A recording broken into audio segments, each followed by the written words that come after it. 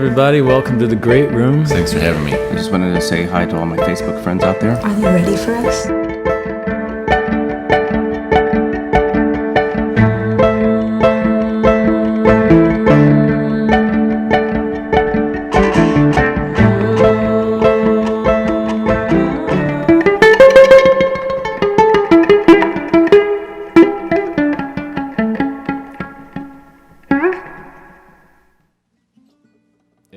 Welcome to the Great Room.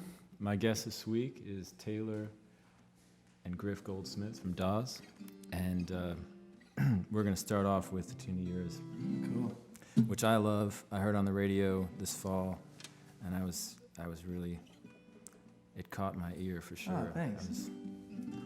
Right on time. Right on. 1, 2.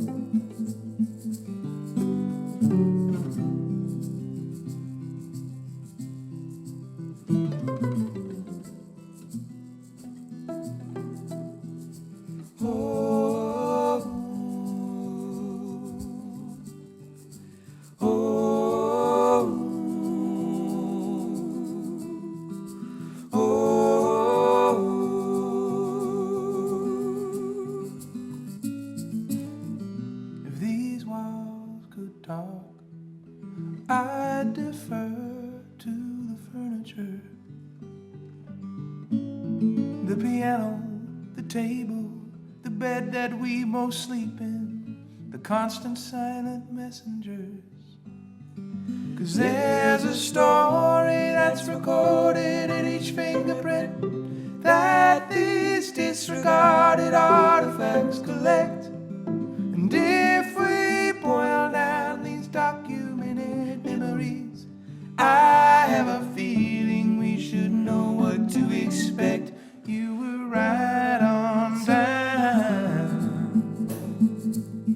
And out of nowhere, right on time.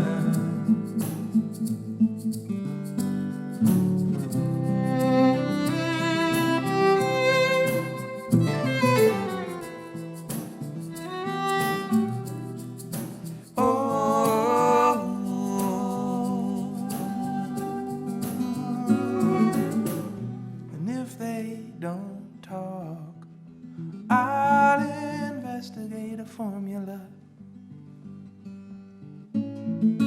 figures, equations, the details of our union, the edges of the nebula. And at the end of such a long and worthy sacrifice, and all that's left is to submit my full report, I'll have turned all of my hunches into certainties, and I will confirm what I already knew before. You were right on time. And out of nowhere, right on time.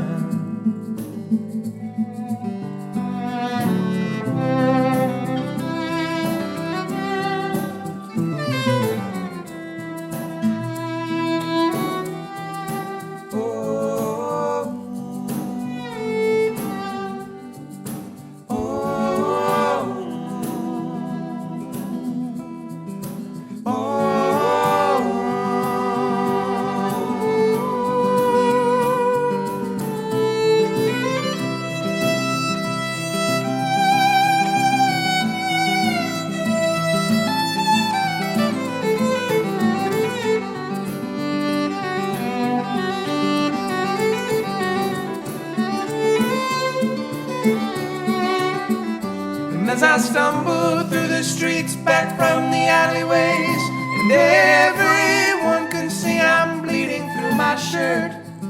And after describing all the shooter's features carefully, and I start to realize just how badly I've been hurt. You were right on time.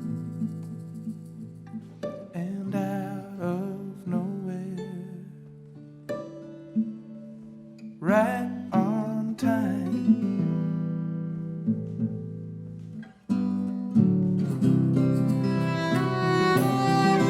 You were right on time. And out of nowhere, you were right on time.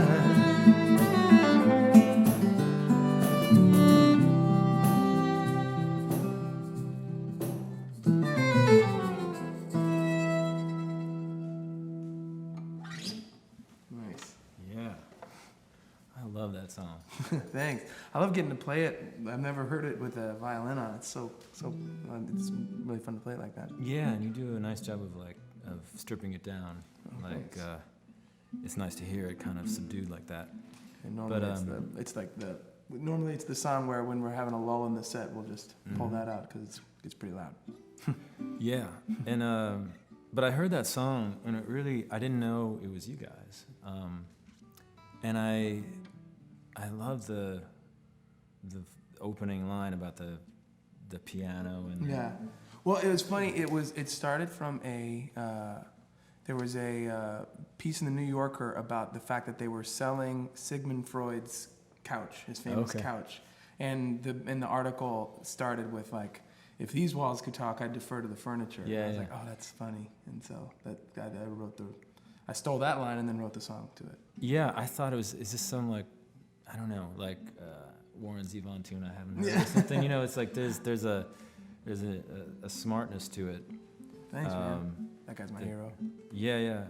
And I know, like, you guys started off and you were getting a lot of comparisons to that era, you know, the Jackson Browne and Eagles and whatnot. And I love it when I hear a band that does, and I'm sure you didn't have any problems with that at first. Yeah, like You're not apologizing for it. Yeah. I'm just saying, like, it's nice when you write a song that's as good or better than, Thanks, man. you know, the people that you're influenced by. All right. Well, I was thinking of tunes to do with you guys. That's what I do with the guests. Is I think what would sound good with these musicians, and I thought of doing Puma. Was there any reason? Is there any reason in particular? When I was recording it, I thought this is kind of taking on one of the we don't always do this with a song, but there was like a reference point for this one, which was kind of Elvis Costello and the Attractions early. It's kind of going in that direction. Should we push it a little farther in that direction? 'Cause there's some really cool stuff. Like, because I was making a band record. You know, this wasn't like a quiet singer-songwriter thing. And I don't know why I thought it'd be something about the way you guys put songs together too. There's like both the songs that chose have like those moments that are kind of Elvis mentioning Elvis makes sense. Like, it reminded me of that in the sense that all these beautiful key changes when the chorus and then into the pre-chorus and then the actual chorus, and it's just you wouldn't when listening to it without having a guitar in my hands, I would have never thought. Yeah. Oh, we're changing keys. Yeah. But when we were playing it, it's like, oh, this is so seamless, and he does that a lot. Yeah, there's definitely a patchwork of some odd ideas that somehow become a pop song. All right.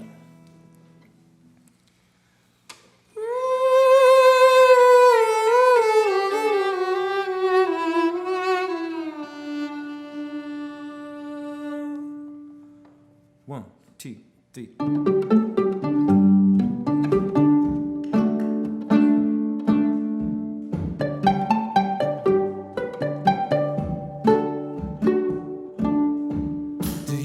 Particles in the air, ungodly particles in the air. Do you see particles in the air? Nobody notices, nobody cares. Don't try to tell her she's less feline than human. Rise to the rumor that she's a girl and not a Puma. Don't try to tell her she's a girl, it's just a rumor.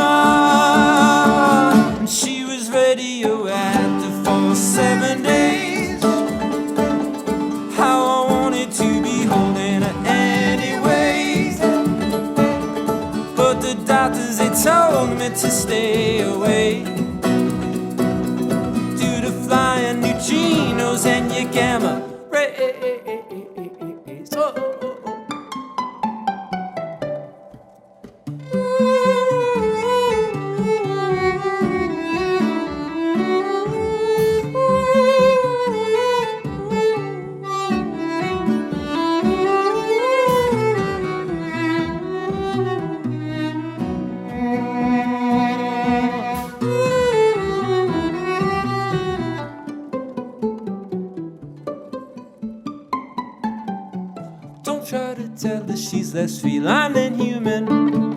'Cause it gives rise to the rumor she's a girl and not a Puma. And that light that shines is not a pearl, it's just a tumor.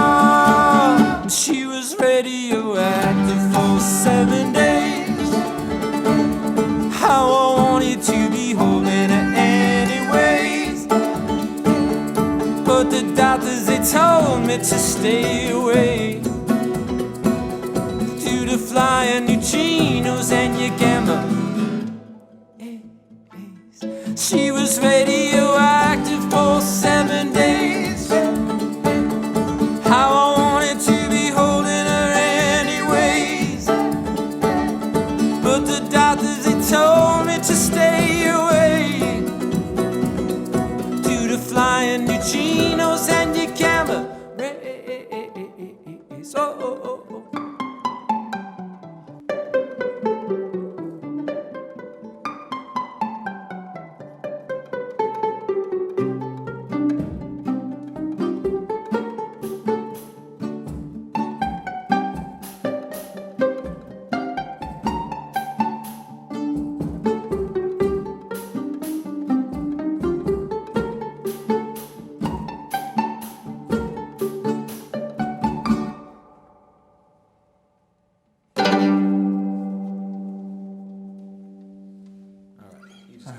Put that on in Pro Tools later. Yeah.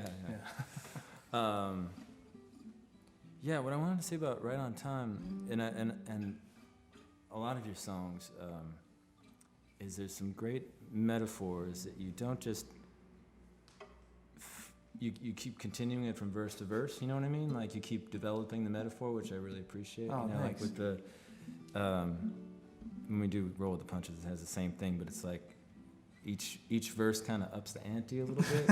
Like you take it a little further with the bleeding from the shirt, and then there's some sort of, and it's all, it's hard to do that. I think it's hard to kind of keep a metaphor going and have it all make sense from the beginning to the end of a song. It is, but also sometimes it when I don't know how to continue into the next section, I just like pretend like the sentence before isn't over, and then I'm like, oh, that'll at least get me into the next part. And sometimes it's a for me at least, it's a matter of like, well, I don't know where to take it, so I guess I'll just stay in the place that it already was, and see if I can stretch it a little bit longer. No, it's great. And we were driving here this morning because we were in Ojai, and I asked my wife, I was like, they've got this single called When the Tequila Runs Out, We'll Be Drinking Champagne. Can you read the lyrics to me to see if there's any metaphor or allegory in that song, or if it's just simply a straight up like party gone wrong? And it was a letter, right? Yeah, that one. It's weird. that chorus existed because my friends, we were at an after party for one of our shows, and when Griffin and I got there late, and our friend was like, yeah, we have a little bit of tequila left, but after that we just have the sparkling cider. So we just made up this dumb this jingle that we were singing to each other at that party. And then we were like, that was actually kind of cool. Maybe we should write a song to it. And originally it was an allegory. Originally it was a song about like a heist gone wrong. Right. And that was the chorus, and there was a connection there. Yeah. But then eventually we're like, that's not really working that well. Let's just write it about what that night really felt like. Right. So, yeah, I guess it is in a way a turn for Dawes from using something to mean something else. That's just what that is. That's just it's a useful song. Yeah. In the Yeah. Not everything has to be. That's how I like to think of it. It frames the songs that maybe like dig a little deeper. A song like When the Tequila Runs Out serves as maybe a respite and like a freshening up. Right. And it's descriptive. I mean, there's so a lot to like hang your hat on if you're a listener. Well, there's some cryptic lines in there about the keep the professors guessing for the next 300 years. Yeah, easily. Exactly. So Griff's gonna sing a tune. Yeah. This is a beautiful Zombies tune here. Colin Blunstone, and I don't even know how to count this one off. If you sing it, we'll join. Here we go. Should I try to hide the way I feel inside my heart for you? Would you say that you could try to love me too? In your mind, could you ever be really close to me? I can tell the way you smile, and if I feel that I could be certain, then I would say the things I want to say tonight. But till I can see that you'd really care for me, I will dream that someday you'll be really close to me. I could tell the way you smile, and if I feel that I could be certain, then I would say the things I want to say tonight.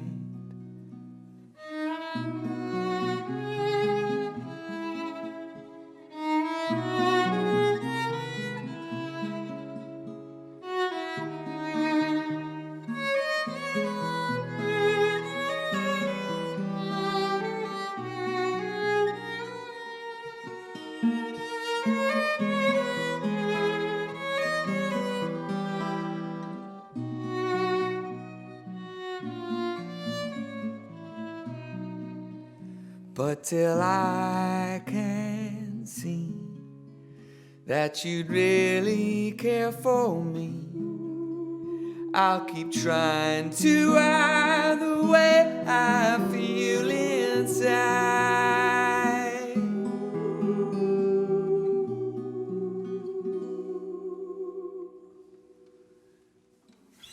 Nice. The late entry vocals. That was beautiful. Thanks, man. I'd always heard that. You know, it's one of those songs where you always hear in your head and you think there's more going on, and you hear the recording and there's nothing going on. Less than what we just did. I mean, talk about minimalism. Yeah. And I thought, oh, didn't this have 12-string guitar and like tambourine? And, or did I just confuse it with the Beatles song? I don't know. It is at remarkably similar to If I Fell. Right. Maybe Maybe that's it. melody.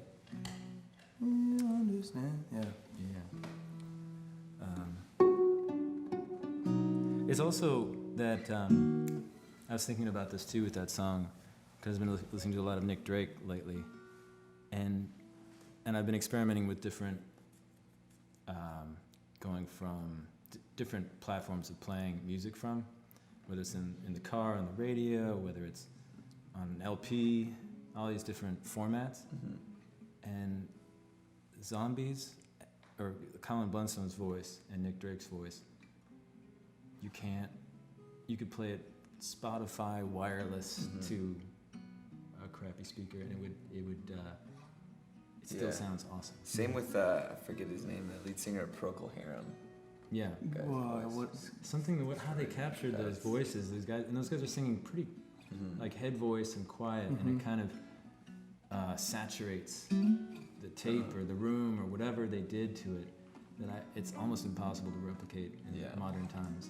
Yeah. I don't know what it is, but you can't. Yeah, it always sounds good no matter what you're playing it on. And I've been searching for that in the studio for years. Do you, when you mix songs, do you play it on all different kinds of platforms? I feel like that could drive you crazy. I remember Tony Berg was over here, and we were. He was playing something off of Sticky Fingers or something, and he pulled it up on. He was streaming it, and I said, "Wait a minute, I got this. Let's do an experiment," because I had it on vinyl and I had it on CD. And actually, it made me think: don't throw out your CDs, because it's still the best. It's better than it's definitely better than streaming. It's better than, you liked it more than vinyl? On a really, really nice stereo, the CD actually, where everything is there, where you hear everything. Yeah. What about just through your iPhone speaker? Did you check that out? Because that's how most of the Sometimes, kids I are mean, listening at this point. I know. I love the way drums sound through the Weird. I do. I record a lot of like violin pizzicato in this room on, Yeah. on my voice memo, and I love something the voice way memo, it hits Yeah. the compressor. It kind of Absolutely, yeah. Yeah. it's very rich sounding actually. Yeah, it's just it removes the bass player, like mutes the bass player on Exactly. everything. Which would be a shame with your band because Yeah. I love your bass player too. I don't know if I've ever met him, but I was Wiley listening to Gilbert. your records and I was like, that's a great bass player. Oh, cool. Yeah, I mean, he's everybody in the amazing. band is just are great musicians, and it's very apparent to those who choose to pay attention to those things. All right, let's do another one of my tunes. This is called "The Naming of Things."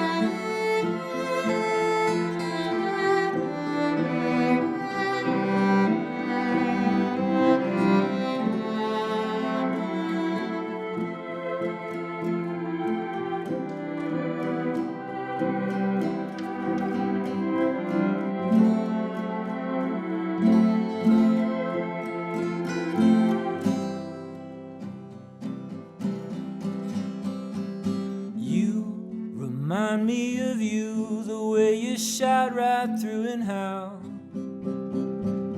you broke my window glass fast. It happened so fast that I have to confess that I was impressed that I was impressed that despite all the mess and all the broken glass, I was impressed. But here's where I disappear, where I fell off from peering to. And to be rescued I did wait. I watched water bugs skate as they draw, figure eights as they draw. From the bottom of the lake as they draw, I watch water bugs skate as they draw. From the bottom of the lake, I watch the water bugs skate. Memories like mohair sweaters, stretching pill for distressed letters. Moose's horns and figure eights, wild plastic bags and such a mate would suffocate the land. Is a memory of garbage can, the memory of garbage can. Oh, but you can't be found when the bell rings.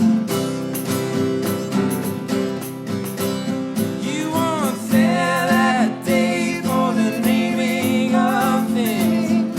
It's the naming of things. It's the naming of things. When your home bell rings, your home bell rings.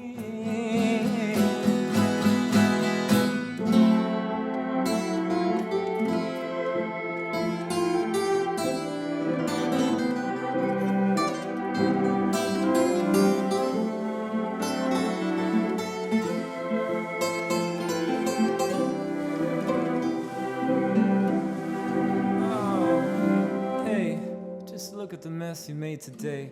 I really didn't think it was gonna get this bad, did I? Hey, I feel like I'm living in a Russian play where it seems like I made everybody mad.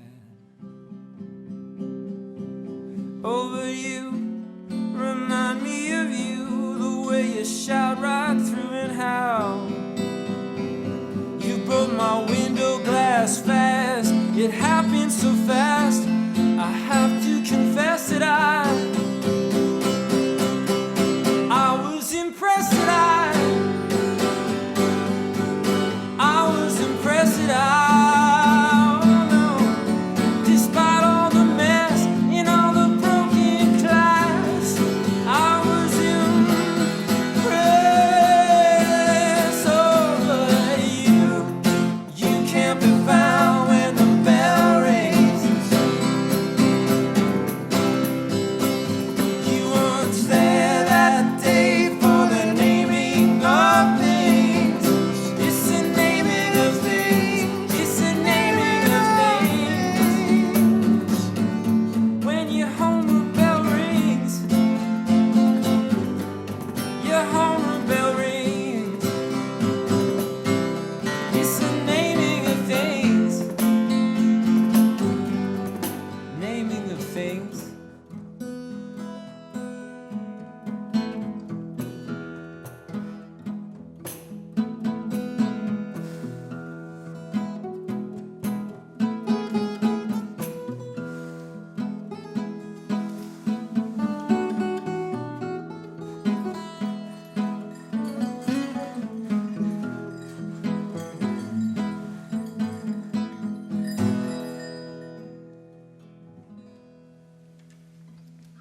Nice.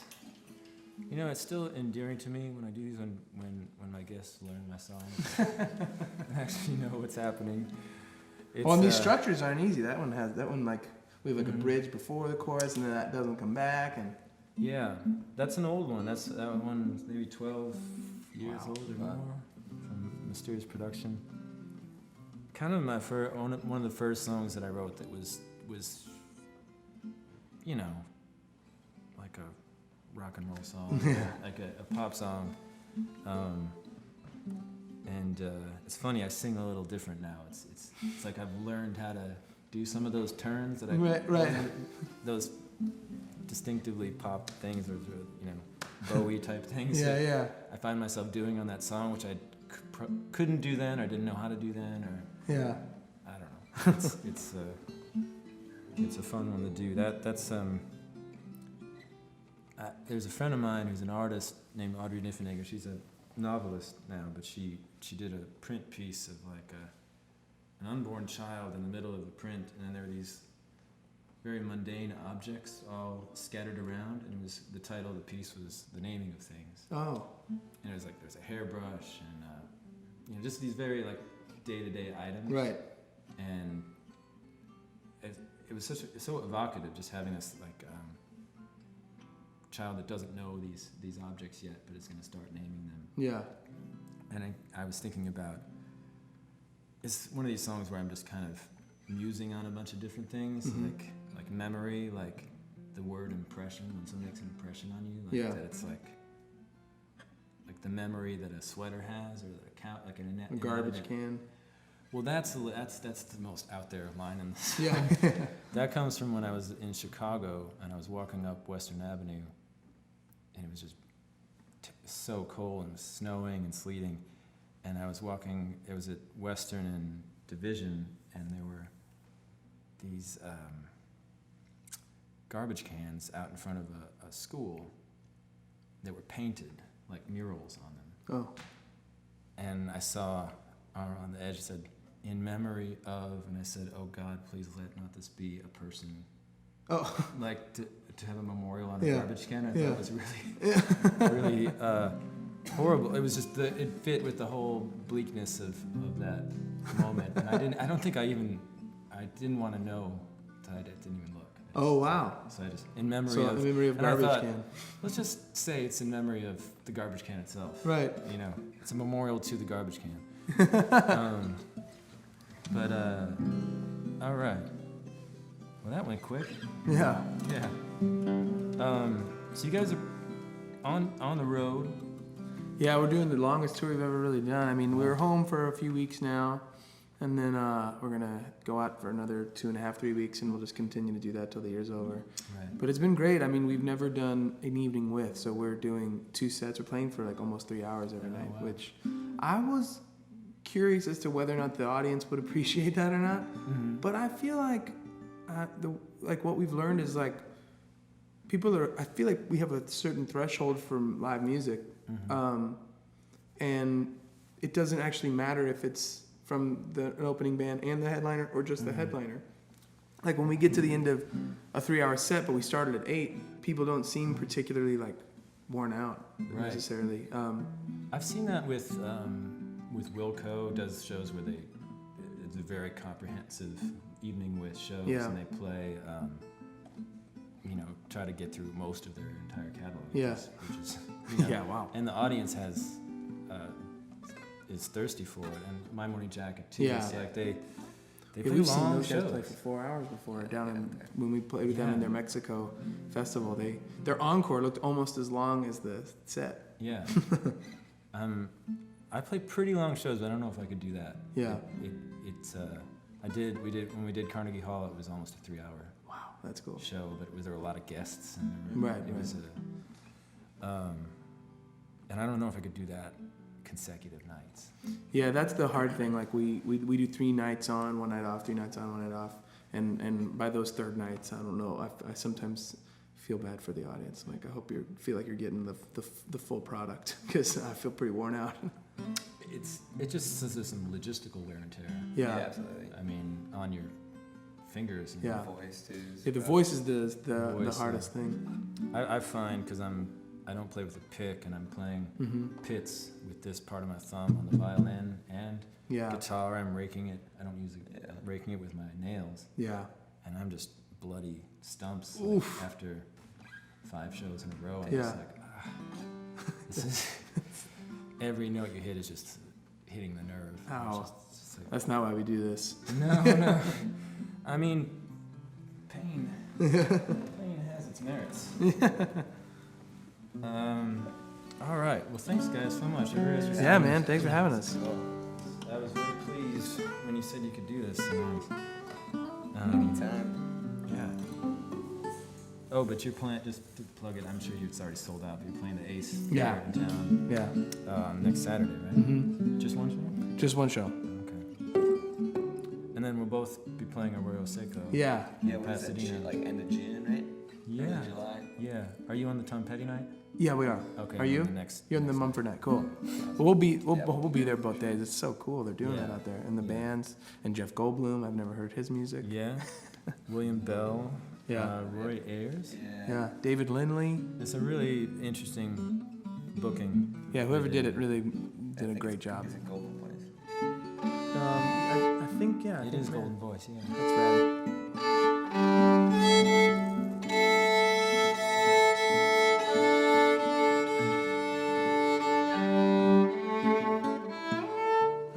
Okay, we're gonna do Roll with the Punches. Yes.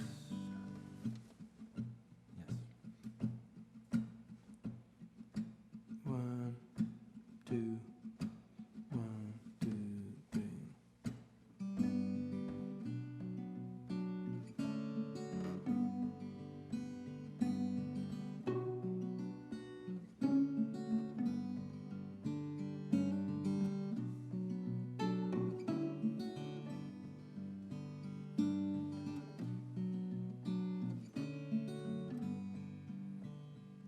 The separation was symmetrical.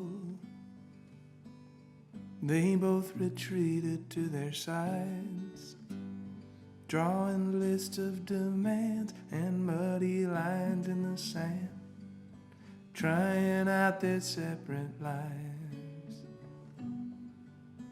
Most of the damage was collateral, but still inspired some debate on all the principles of why all the people we love are the same ones we can also hate. You just roll with the punches until you can't feel a thing. You just just roll with the punches. Oh yeah.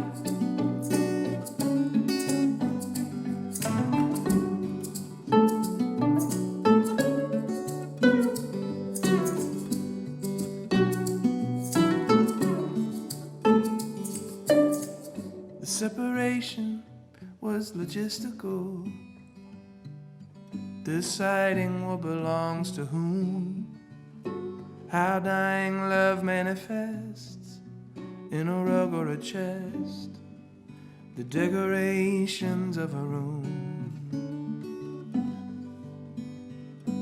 Every promise was negotiable, most of all the ones they made alone. What she finally forgave, what he'll take to his grave, learning how to not pick up the phone. You just roll with the punches until you can't feel a thing. You just roll with the punches. Oh yeah.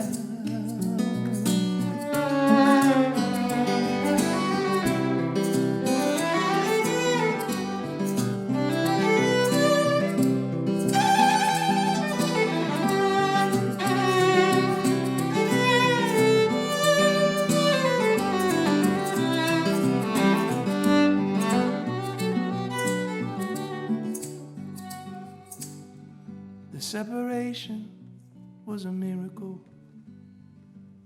The band of static right behind your eyes that you filter everything through without knowing you do. The past and future synthesized. You just roll with the punches until you can't feel a thing. You just roll with the punches. Oh yeah. You just roll with the punches